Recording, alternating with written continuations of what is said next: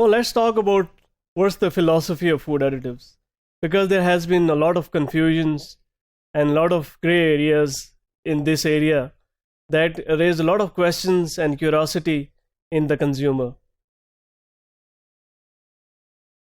So food is basically made up of all different, a lot of chemicals. They are very complex in nature, and the substances that are in food naturally they can all be classified as chemical. So there can be a lot of inaccuracies in our understanding of the word chemical, because it might be taken as very much inaccurate in many times. For example, we do not have very deep knowledge about the complexity of food systems, and every food that we normally consume might have hundreds of different chemicals naturally present in them, and that is why we need not to be very much fearful about food additives. For example, the human milk, that probably we are the most close to it, or we say that's all natural. It have several hundred chemicals that are there in food. Although they are natural, but they can be classified as chemical because they have a specific chemistry. They can be, from a chemist point of view, they are chemicals. When we interpret the word chemical, this could have strings attached to it, because these chemicals are taken much negatively in a layman's sense, or generally consumers can be very much wary of this use of word chemical. But if we look from the chemist's point of view, all your things such as refined sugars or spices or vinegar or salt, they are all chemicals in nature. We can look at their chemistry, we know their molecular structure, so they are all chemicals. So from the point of view that food additives are chemical and food itself is not chemical, that is the distinction that has to be made in order to be more acceptive to this concept of adding additives or chemical to food. A lot of chemicals are very much unfamiliar. If you look at the label of any food product, it might have a very long list of additives which you are not very familiar, and apparently that may be raising some concerns, because they look all very deeply chemistry labels, so they might be considered as unsafe, and they might have some safety concerns that might be raised in consumers' mind. Anyway, this is not all, it doesn't mean that all additives are always good. There are examples when we get to know by advancement in science or more experimentations, we get to know that some additive might have some negative effect.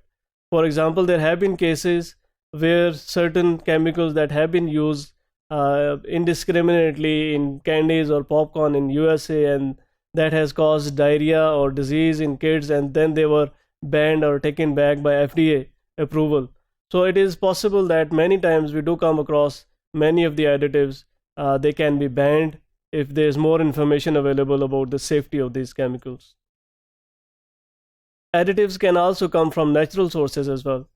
So although they would have a chemistry for sure, but they can be all natural as well.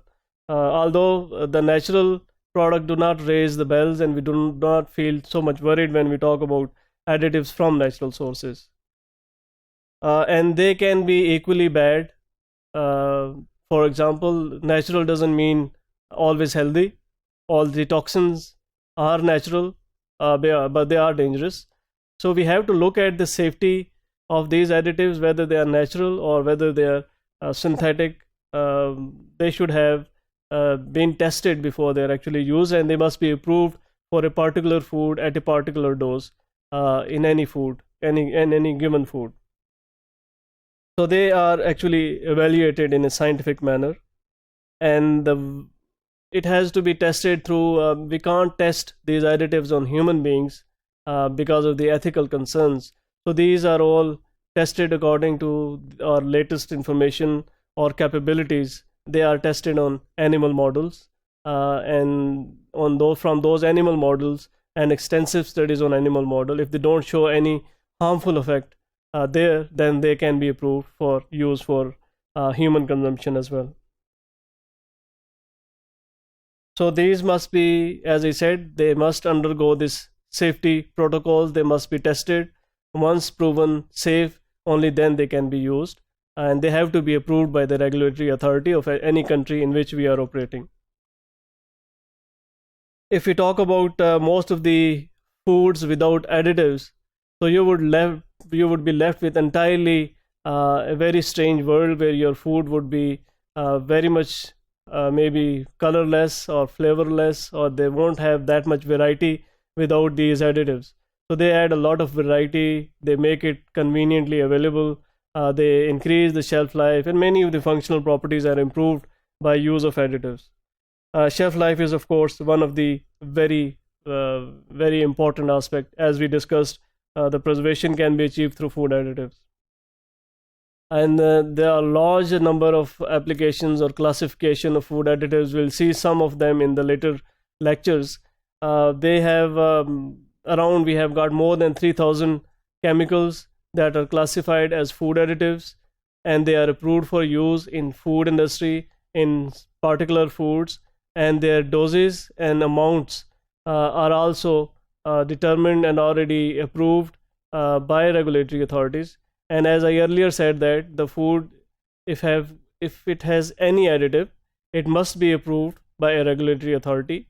It must be approved for the same food in which it is added. It must be approved for the same amount that it has been added to. So these must follow the guidelines given by the regulatory authorities. So this was some philosophy about food additives.